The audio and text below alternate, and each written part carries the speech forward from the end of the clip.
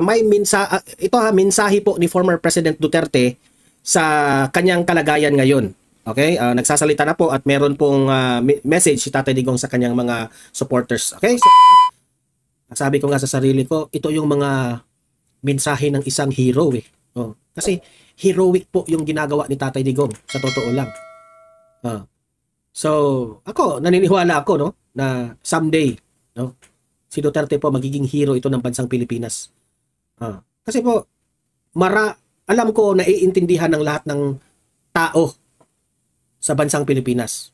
Ang hindi lang umintindi dito kay Tatay Digong ay yung mga kalaban niya sa politika. Kasi po, alam naman natin, itong mga politicians na ito, sarili lang po ang kanilang iniisip. Narito ang Balitang Pinoy TV. Okay, magandang araw po sa ating lahat at panibagong updates na naman ang ating itatalakay ngayon, no? Ito, una nating pag-uusapan ay itong si Presidente Bongbong Marcos sa Cavite campaign. Okay?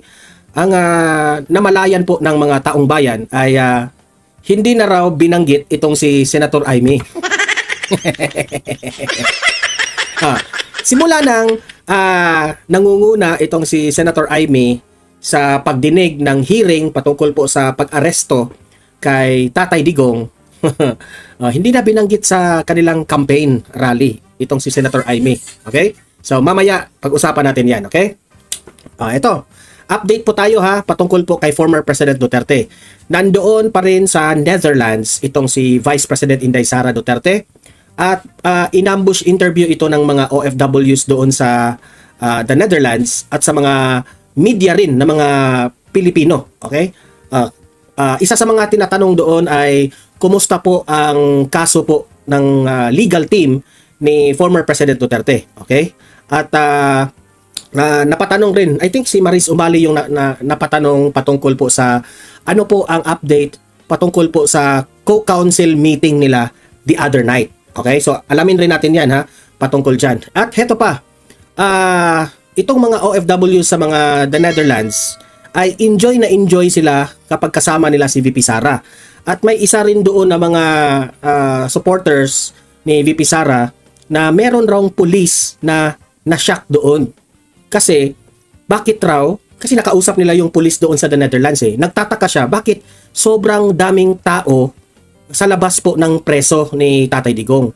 This is the first time raw na nagkaganito sa The Hague, Netherlands. Na bakit sobrang dami dito sa labas? Yun pala mga Pilipino na nagsusupport kay Tatay Digong. And that is the first time na nakita nila na merong preso na sobrang dami po ang nagmamahal. Okay? So yan rin, pag-uusapan rin natin yan. Ipapakita ko yung video na yan. Okay? At heto pa, mensahe po ni former President Duterte sa kanyang kalagayan ngayon. Okay? Nagsasalita na po at meron pong message si Tatay Digong sa kanyang mga supporters. Okay? So yun po ang mga itatalakay natin ngayon. Pero bago natin ito pag-uusapan, tulungan nyo po muna ako na i-like at saka i-share itong ating video ngayon para naman magising ang mga bangag. Okay? Para magising ang mga bangag. Okay.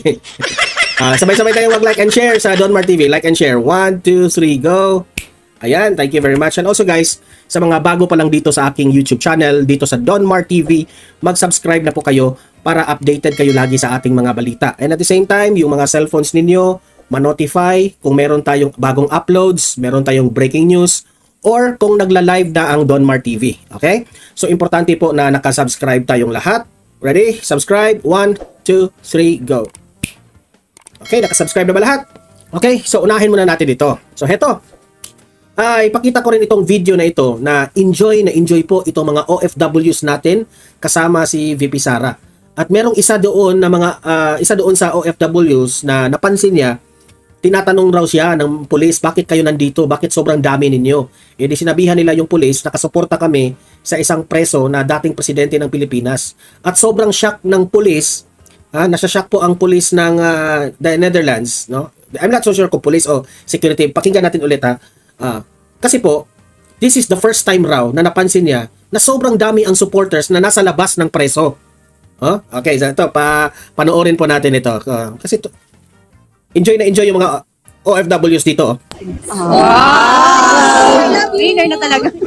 Basta mga Pilipino, mga gwapa. Anak ko inon. VP, grabe kay VP kay fresh kayo ko. Yeah. Yun sa mga Si Bibi nag-ingon. Alam mo si VP Sara, no? Game na game talaga siya makapagbiruan sa mga kapwa niya Pilipino. Sirabe.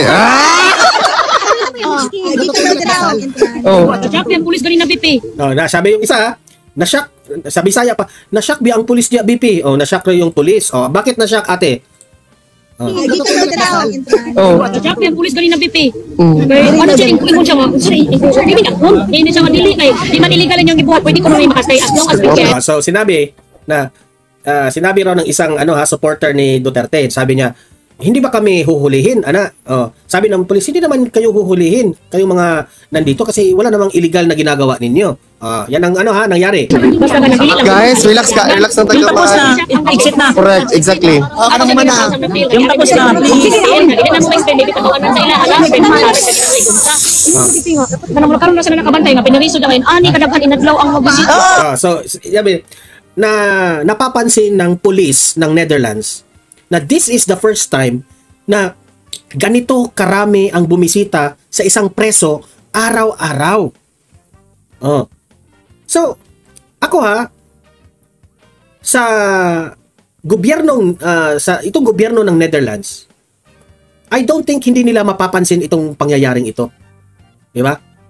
So, ito ini-vlog ko ito kasi po pinakikinggan ko ang mga hinanaing dyan ng mga OFWs. At shinare nila mismo ang kanilang experience, sinabi nila kay VP Sara. So itong mga pulis na ito ng The Hague, Netherlands, sila mismo nakapansin rin.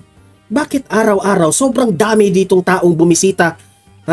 Itong preso na ito. So magtataka itong mga taga-Netherlands, sino ba itong taong ito? Dating presidente pala ito. Pero bakit sobrang dami? Kasi dami na po diyang mga nililitis Dami ng mga preso dyan. Hindi ganito karami po ang supporters na araw-araw, nagsiksikan yung mga tao para lang makakita kay Tatay Digong o para yung iba nga, naglalagay sila ng letter kasi malapit na yung birthday ni Tatay Digong, dinadrop nila dyan sa parang box raw para yun, mababasa yun ni Tatay Digong. Para letter daw ni Tatay Digong na mababasa niya inside sa ano niya, no? Sa kanyang cell. So yun, pati si VP Sara na-shock dito na ang pulis, nagtataka sila, bakit sobrang dami ito? Kadaghan inadlaw ang magbisita. Gipakita man namo ang Sulti ni mo VP because ako ma-proud kasi mo amahan na Correct. VP. Ang president. SFW, sinabi ko ito sa iyo, VP Sara, kasi alam kong ma-proud ka dito sa tatay mo. VP. gipakita namo ang picture the whole world kung unsa So pinakita raw nila sa police na ganito po, whole world, lahat ng mga OFW sa ibang bansa rin na lumalabas, nagrarally, nagpa-prayer rally for Tatay Digong. Sinabi nila yan kay VP Sara. Orong kamay. wala. VP, dito muna tayo. VP, orong tayo.